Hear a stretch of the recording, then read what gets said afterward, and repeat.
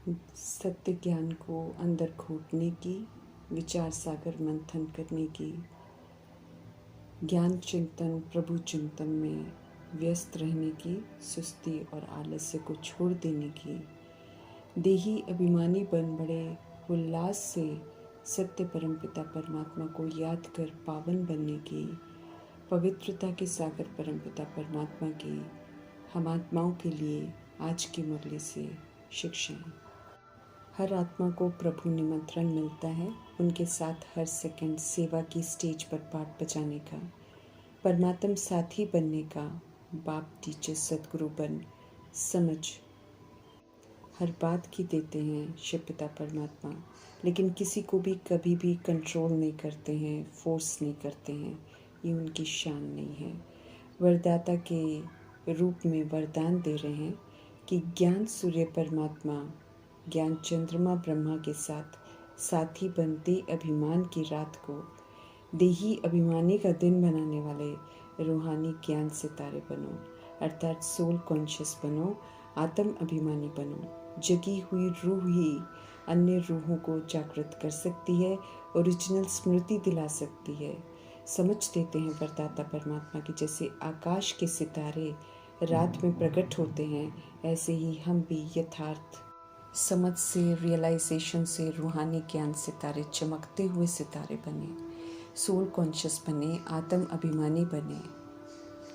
जो जग जाते हैं वे श्रीमत पर चलते हैं, याद में रहते हैं, स्वधर्म में रहते हैं तो चमकते हैं, अलौकिक न्यारे दिखाई देते हैं। वे ब्रह्मा की रात में प्रकट होते हैं। स्थूल सितारों का उदाहरण देकर मीठे परमात्मा समझ देते हैं कि उनमें रात को दिन बनाने की क्षमता नहीं होती, लेकिन हम सब आत्माएं जब झूठे देह अभिमान से खुद को मुक्त कर आत्म अभिमानी बनते हैं, सोल कॉन्शियस हो जाते हैं, ज्ञान सूर्य से समझ प्राप्त कर, तो फिर ज्ञान सूर्य ज्ञान चंद्रमा के साथ साथी बनकर रात को दिन बनाते हैं, अर्थात अपने स्वरूप और स्थिति से जागृत करने में मददगार बनते हैं। समझ देते हैं कि आकाश के स्थूल सितारे प्रकृति की सत्ता है, लेकिन हम सब धरती के सितारे परमात्म सितारे हैं। जैसे प्रकृति के तारामंडल में अनेक प्रकार के सितारे चमकते हुए दिखाई देते हैं, ऐसे ही हम आत्माएं परमात्म तारामंडल में चमकते हुए रूहानी सितारे हैं।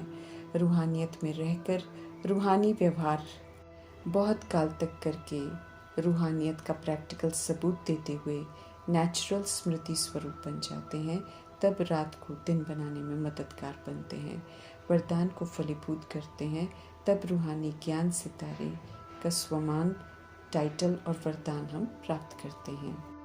ईश्वरीय पढ़ाई प्रैक्टिकल में अमल में लाने की पढ़ाई है।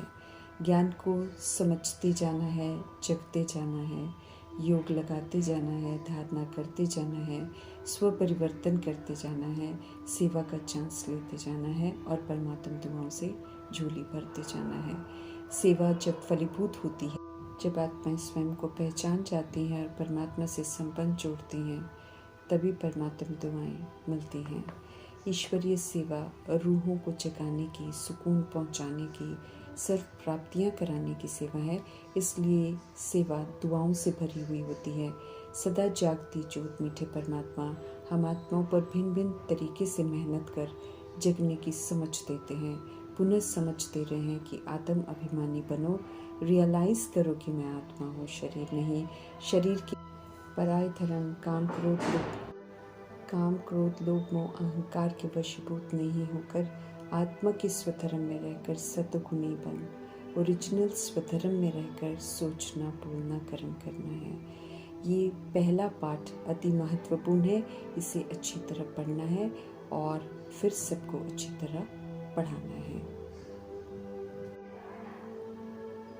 पहले खुद समझना है, रियलाइज करना है, आत्मा बन पाठ बचाना है, फिर हम दूसरे को समझाने में सफल होंगे।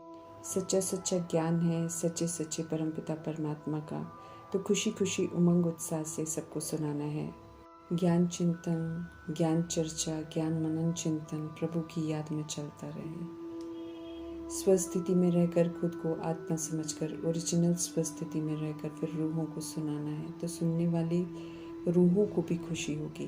गॉडली चिल्ड्रन हैं हम, गॉडली स्टूडेंट्स हैं हम। इसलिए हम आत्माओं को फरमान है कि आत्म अभिमानी होकर बैठो।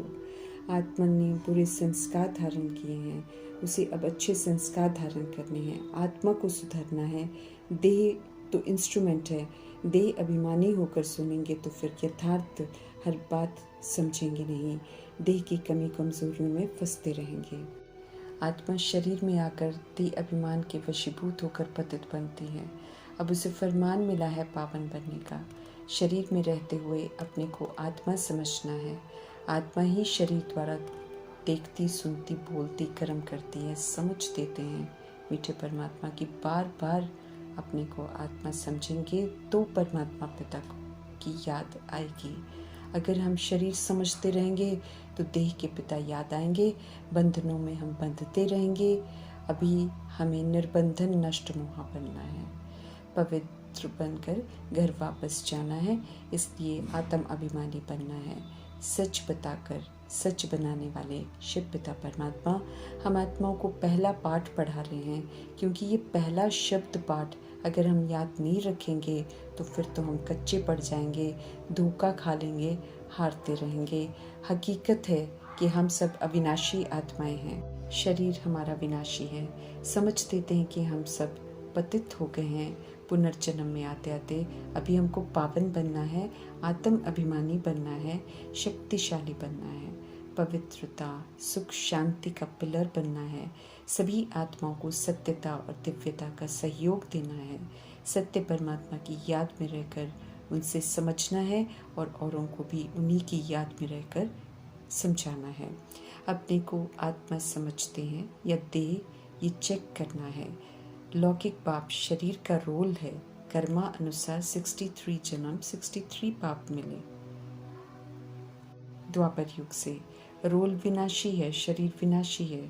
83 जन्म लो या 63 जन्म लो। आत्मा के पिता पारलौकिक परमपिता परमात्मा सदा एक ही हैं, लेकिन शरीर के पिता बदलते रहते हैं। वे कभी नहीं बदलते, परमात्मा कभी नहीं बदलते, वो सदा ही हम आत्माओं के पिता रहते हैं। जहाँ देहधारी साथ छोड़ देते हैं वहाँ पारलौकिक पिता ही तो साथ निभाते हैं। सभी आत्माओं के पिता हम आत्माओं को सत्य से परिचित करा रहे हैं। वे ही हमें देख सकते हैं, वे ही हमें समझ सकते हैं, और जो हम निराकार आत्माओं को असल में चाहिए वे परमात्मा ही दे सकते हैं। इसलिए मोह माया के जाल से मुक्त करने के लिए हम आत्माओं के सर्व संबंधी बन जाते हैं। बाप, टीचर, सदगुरु, साजन, बच्चा, माता पिता इत्यादि सब बनकर हम आत्माओं को जीना सिखाते हैं। संबंध कैसे होने चाहिए वो सिखाते हैं। ये हमें पक्का करना है कि मीठे परमात्मा ही हमारे सब कुछ हैं, ताकि बुद्धि उन्हीं में अब एकाग्र हो जाए। मनुष्य से फरिश्ता, फरिश्ते से देवता बनाने की प्रैक्टिकल पढ़ाई पढ़ा रहे हैं प्रभु। ये सुप्रीम टीचर को सदा याद रहता है, लेकिन हम आत्माएं जब निद्रा, जीत और टू मच खान पान से उपराम रहने की विधि को भूल जाते हैं, सोने और खाने में समय गवाते हैं, तो प्रभु को ध्यान खिंचवाना पड़ता है कि ये समय जगने का है और जगाने का है। जैसे प्रजापिता ब्रह्मा निद्रा जीत रहे, अपने आराम के समय को भी सेवा में लगाया, खाना अति सूक्ष्म कर दिया, सादगी में आ गए, तो सदा अथक रहे और भी एक्टिव अलर्ट होकर उमंग उत्साह से सेवा पर हाजिर रहे। रात रात भर भी जग जाते, अगर सोते भी रात को तो याद में सोकर वो सोने के 2-3 घंटे भी सफल करते। उन्होंने ये साबित किया कि कम और सादा भोजन खाने से नींद का नशा नहीं आता, ज़्यादा खाने से नींद का नशा आता है, आलस्य आता है। दिन का समय सफल करना चाहिए, ज्ञान चर्चा सेवा में लगाना चाहिए, युक्तियाँ रचनी चाहिए कि कैसे सेवा में नवीनता लाएं, ताकि जो अनजान हैं उन्हें तीर लग जाए। साथ में इशारा दे रहे हैं कि देवता जो होते हैं वो बहुत थोड़ा खाते हैं, क्योंकि देवताई संस्कार भी तो हमको यहाँ ही धारण करते हैं। देवता बनने वाली आत्माओं को प्रभु का संग मिलने की खुशी होती है, इसलिए वे तन मन धन से ईश्वरीय सेवा पर तत्पर रहती हैं। जैसे प्रजापिता ब्रह्मा, मातेश्वरी और आदि रतन। इनका इतिहास गवाह है कि इन प्रभु दीवानों ने खाने सोने दुनियावी शौक से सदा खुद को परे रखा। अति सूक्ष्म का इनका खान पान दिन भर सेवाओं पर रहने में बड़ा मददगार बनता था। समाप्ति की ओर हम सब जा रहे हैं, इसलिए प्रभु संग रहने का जो समय मिला हुआ है उसे खुशी से स्वचिंतन, प्रभु चिंतन, ज्ञान चिंतन में, ईश्वरीय सेवा में सफल करने की समझ मिल रही है। ब्राह्मण बनने में खुशी की खुराक मिल जाती है, प्रभु का निरंतर साथ मिलता है, तो फिर ऐसे में खुशी से ताकत मिल जाती है, ज़्यादा खाने की ज़रूरत ही नहीं पड़ती है। भविष्य में तो सब जब देवता बनते हैं, यहाँ के संस्कार वहाँ पर कायम रहते हैं, देवताएं भी बड़ा खुश रहते हैं, उनके पास भी सब कुछ होता है, भरपूर होते हैं, बहुत थोड़ा सूक्ष्म खाते हैं। ये देवताई कायदा है जो अभी हमको धारण करना है। ज़्यादा खाना आसुरी निशानी है। सत्य बाप का परिचय देना है सबको, कैसे आधार लेते हैं ब्रह्मा को, ये अच्छी रीति समझाना है। कैसे प्रभु सृष्टि पर आकर सबसे पहले आने वाले सतो प्रधान कृष्ण की आत्मा को दादा लेखराज से मर्जीवा बनाकर ब्रह्मा बनाते हैं, फिर उनके शरीर रूपी रथ का आधार लेकर उनके द्वारा सृष्टि रूपी ड्रामा का सत्य जो हम आत्माओं ने बनाया है उसका राज समझाते हैं, और फिर कैसे अद्भुत तरीके से हम आत्माओं को भी प्रजापिता ब्रह्मा द्वारा अडॉप्ट कर ब्रह्मा मुख वंशावली बनाते हैं और फिर से मनुष्य से देवता बनने की उच्चतम पढ़ाई पढ़ाते हैं। सत्य परमात्मा की पढ़ाई पर विचार सागर मंथन करना है, समझना है। समझने से ही हम यथार्थ चल सकेंगे, यथार्थ धारणा कर सकेंगे, तभी हम देवता बन सकते हैं। क्योंकि जो प्रभु करने को कहते हैं उसके अद्भुत राज हैं जो पुरुषार्थ को, धारणाओं को सहज कर देते हैं। सत्य परमपिता परमात्मा की समझ ही हम आत्माओं को रिफ्रेश कर सकती है। समझ मिलने के बाद, सत्य परमपिता परमात्मा के मिलने के बाद फिर पतित बनने का पाप नहीं करना है, माया से सदा सावधान रहना है, गंध में नहीं जाना है। ये काम विकार का गंध आत्मा को कब्रिस्तान में ले आता है, मुर्दा बना देता है। सभी ने कब्र दाखिल होना है, क्योंकि सब देह अभिमान में अपने स्वधर्म और सृष्टि के नियमों के बिल्कुल खिलाफ चल रहे हैं। पतित राज्य की समाप्ति होनी है। पतित बनने से तत्वों की कला भी कम हो जाती है, वे फिर उपद्रव मचाते हैं और देह अभिमान के पापों का हिसाब लेते हैं। कौड़ी से हीरे जैसा बनने का समय चल रहा है ये, तो हमें हीरा बनने का अटेंशन रखना है। प्रभु की मौजूदगी में, प्रभु के संग ही हम सब हीरा बन सकते हैं। अभी हम सब ईश्वरीय संतान हैं, सच्ची पहचान मिली है तो एक सत्य परमात्मा का ही कहना मानना है। संगम युग में जो परमात्मा का और हम आत्माओं का मिलन होता है उसमें फ़ायदा होता है। इस मिलन में अपने पिता परमात्मा से पढ़ते हैं, बातें करते हैं, उन्हें अनुभव करते हैं, उनसे जीना सीखते हैं, उनसे सर्व प्राप्तियाँ करते हैं, श्रेष्ठ बनते हैं, मेडल, सर्टिफिकेट, वरदान, डिग्री प्राप्त करते हैं, सतोगुनी सतयुगी बनने का आनंद लेते हैं। शरीर में रहकर एहसास होता है कि हम ऊंचे से ऊंचे बाप के ऊंचे बच्चे हैं। शांति धाम में इंस्ट्रूमेंट नहीं है, इसलिए उस मिलने में कोई फ़ायदा भी नहीं होता है। यहाँ तो प्रजापिता ब्रह्मा का रथ लेकर मीठे परमात्मा हम आत्माओं से बातें करते हैं और ड्रामा के सारे राज स्पष्ट करते हैं। संगम युग के समय का भरपूर आनंद लेना है। प्रभु के संग में सच्चे परमात्मा हम आत्माओं को कहते हैं कि आओ तो वैकुंठ का मालिक बनाओ। जो उनका ऑफर कबूल करते हैं, उनका बनते हैं, जैसे प्रजापिता ब्रह्मा और मातेश्वरी ने ऑफर कबूल किया तो वे बन भी गए। ऐसे ही हम सब भी श्रीमत पर चलकर पावन दुनिया में विश्व का मालिक बन जाएंगे। जिस उमंग उत्साह से प्रभु हमें बुलाते हैं, उस उमंग उत्साह से बच्चे निकलते नहीं हैं, ये प्रभु जी को शिकायत है। सत्य बाप को और उनकी बादशाही को याद करना है। प्यारे से हमारे बाप हैं तो उन्हें बहुत प्यार से रिस्पॉन्स करना चाहिए, हमें उनका पूरा कहना मानना चाहिए।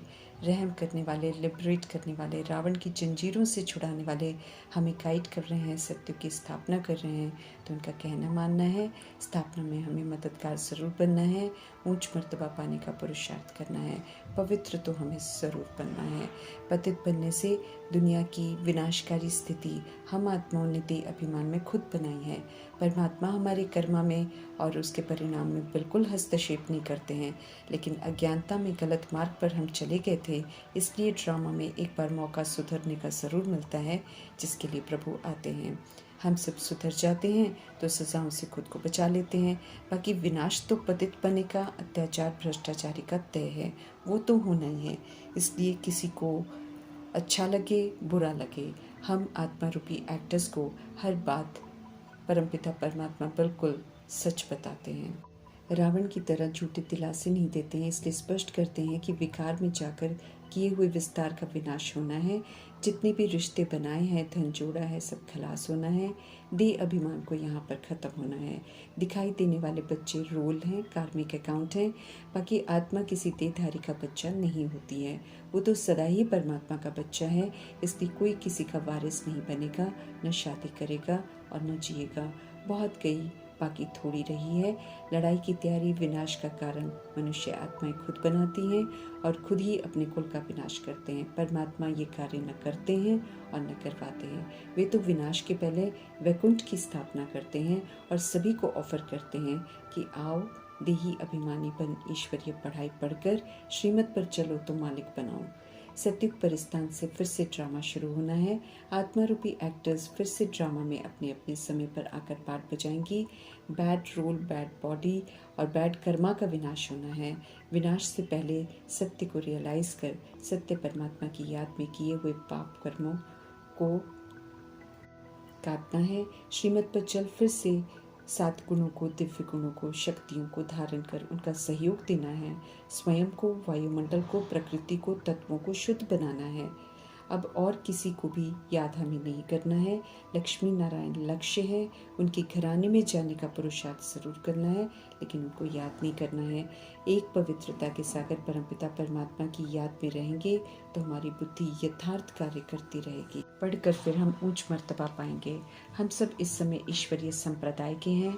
आत्मा भाई भाई की दृष्टि वृत्ति कायम रहे, पवित्रता की धारणा बरकरार रहे।